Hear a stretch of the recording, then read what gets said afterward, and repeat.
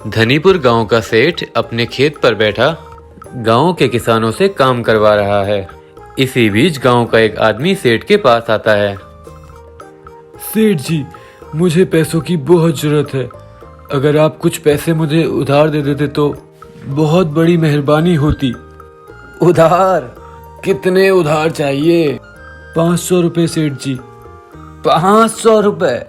इतने पैसे मैं तुम्हें ऐसे ही नहीं दे सकता। अपनी जमीन मेरे पास गिरवी रख दो, तुम्हें पैसे मिल जाएंगे। मालिक, लेकिन मेरे पास तो खेत का एक छोटा सा टुकड़ा ही है।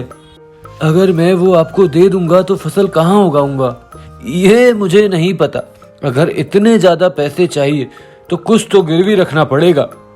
ठीक है मालिक। खेत गिरवी रखने की शर्त पर सेठ उस आदमी को पैसे दे देता है। पैसे लेने के बाद वो आदमी अपने घर की तरफ चल देता है। जाते हुए रास्ते में उसे अपने गांव का हरिया खेत पर काम करता हुआ दिखाई देता है। क्या हाल है मोती भाई, कहाँ से आ रहे हो? सेठ से उधार पैसे लेकर आ रहा हूँ, बेटे की पढ़ाई के लिए चाहिए थे। खेत गिरवी रखने की शर्त पर सेठ ने पैसे दिए हैं। ठीक है हरिया, अब मैं चलता हूँ। पैसे की जरूरत तो मुझे भी है। मेरे बेटे के इलाज के लिए काफी पैसे लगने वाले हैं। एक बार मैं भी सेठ से उधारी की बात करता हूँ। खेत का काम छोड़ हरिया अपने घर चला जाता है और सेठ से उधार लेने की बात अपनी माँ को बताता है। माँ, खेती करते करते मैं बूढ़ा हो जाऊंगा। इतने पैसे आएंगे ही नहीं कि मैं मोनू का इलाज करवा पाऊँ। इसीलिए मैंने सोचा है कि सेठ से पैसे उधार ले लूँ। एक बार मेरा बेटा ठीक हो जाए, मैं सेठ का धीरे धीरे पूरा कर्जा उतार दूंगा। हाँ बेटा, ये तो सही रहेगा। आज ही सेठ के पास जाके उससे उधार मांग ले। मोनू के इलाज में पहले ही बहुत देरी हो चुकी है। हरिया अब सेठ से उधार लेने के लिए चल देता है। कुछ ही देर में सेठ के पास पहुंचकर वो अपनी सारी समस्या बताता है, जिसे सुनकर सेठ उससे कहता है, तो हरिया, अब तुझे भी उधार चाहिए?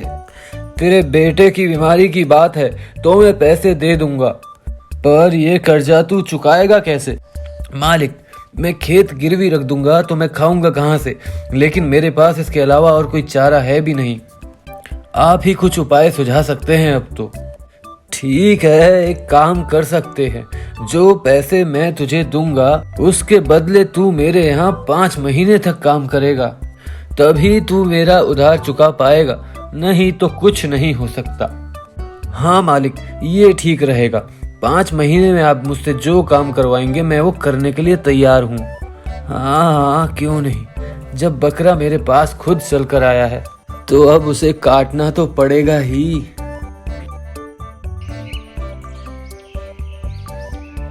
सेठ जी, आज पूरे 5 महीने हो गए। मैंने आपके द्वारा दिए गए काम से ज्यादा ही काम किया है। अब मैं चलता हूँ। आपने मेरे बेटे के इलाज में मदद की।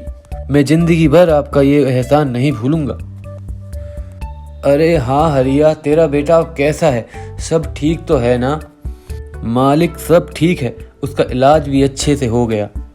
बस डॉक्टर ने कुछ समय के लिए आराम करने के लिए बोला है। कुछ भी हो, हरिया ने काम तो अच्छा किया। इसके होने से मेरा तो फायदा ही फायदा हुआ है। इसको मैं ऐसे ही नहीं जाने दे सकता। सेठ जी, अब मैं चलता हूँ। अरे हरिया रुक, इतनी भी क्या जल्दी है? तू अपने खेत पर तो काम करेगा ही, वहाँ भी तुझे इतना पैसा नहीं बनने वाला। क्यों ना तू कुछ महीने मेरे यहाँ काम कर ले। मैं तुझे पहले से 1.5 गुना ज्यादा पैसे दे दूंगा।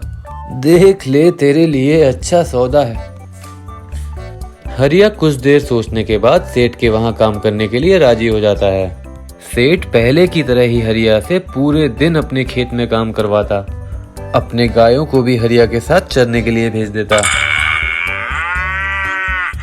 अब कुछ समय बाद महीना खत्म होते ही हरिया सेठ से अपने पैसे मांगने के लिए जाता है। मालिक, अब मैंने 1 महीने का काम कर लिया है। अगर आप मेरी पगार दे देते तो मैं घर का राशन पानी ले आता। अरे हरिया, इतनी भी क्या जल्दी है? तू तो अपना ही है। अपने लोगों से कौन पगार मांगता है भाई? अभी तो 2-3 महीने और काम करना है ना। अभी कुछ दिनों की ही बात है। मैं तुझे पैसे दे दूंगा। अब जा, काम भी करना है। तूने तो बात करने में ही सारा समय निकाल दिया। अगले कुछ महीने तक लगातार ऐसे ही चलता रहा। हरिया सेठ से पैसे मांगने के लिए जाता और सेठ हरिया को कुछ दिन का समय देकर हर बार उसे टालता रहता। क्या समझा है मुझे? इस बार मैं पैसे वैसे नहीं देने वाला, चाहे हरिया कुछ कर ले। अब तो ये ना घर का रहा ना घाट का। काम भी नहीं छोड़ सकता बेचारा। काम छोड़ेगा तो पैसे मिलेंगे नहीं, और काम करेगा तो भी कभी पैसे नहीं मिलेंगे। बेचारा बीच में ही फंस कर रह गया। सेठ के रवैये से परेशान हरिया अब काफी तंग आ चुका था। उसने मन ही मन ठान लिया था कि अगर सेठ मेरा पैसा नहीं देता तो मैं भी इसका जीना हराम कर दूंगा।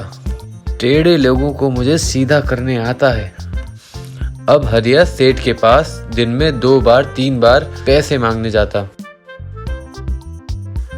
अरे बाप रे, ये हरिया तो मुझे तंग ही करने लग गया है। मैंने तो सोचा था गरीब है, लाचार, मेरा क्या कर पाएगा, लेकिन ये तो किसी के भी सामने आकर पगार मांगने लगता है।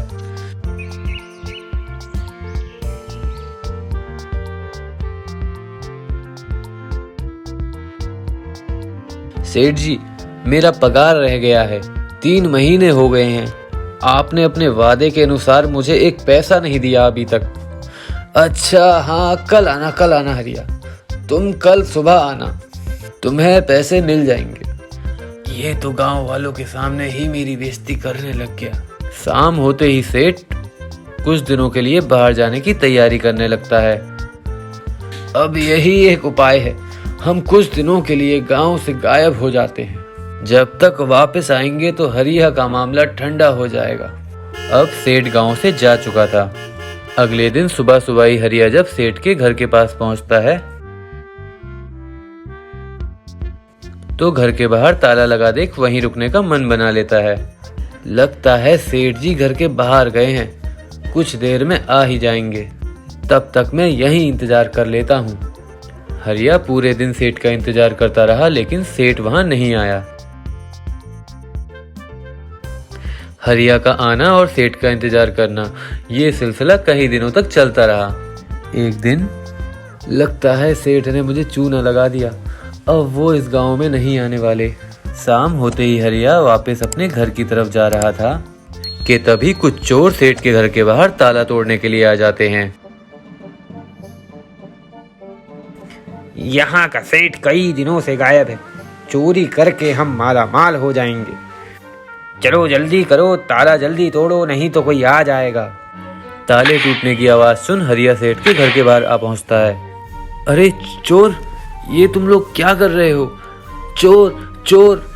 हमें फंसाने के चक्कर में है। मारो इसे, मारो। तीनों चोर मिलकर हरिया को पीटना शुरू कर देते हैं। ये ले, ये खा। हरिया की हालत खराब देख तीनों चोर सेठ के घर से भागते बने।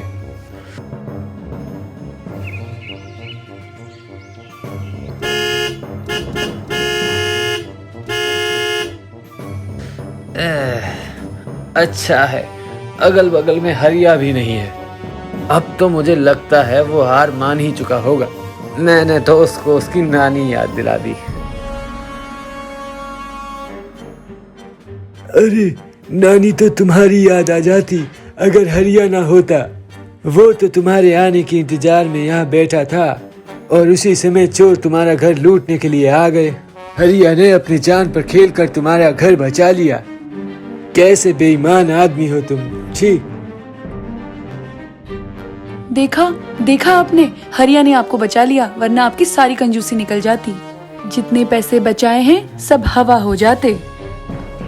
सेठ को आखिरकार हरिया की अच्छाई के कारण अपनी गलती का एहसास हो जाता है। हरिया, मैंने तुम्हारे साथ बहुत गलत किया, इसका मुझे बहुत अफसोस है। बेटा, मुझे तुम माफ कर दो। ये लो तुम्हारी पगार, और ये तुम्हारे इलाज के लिए भी कुछ पैसे हैं।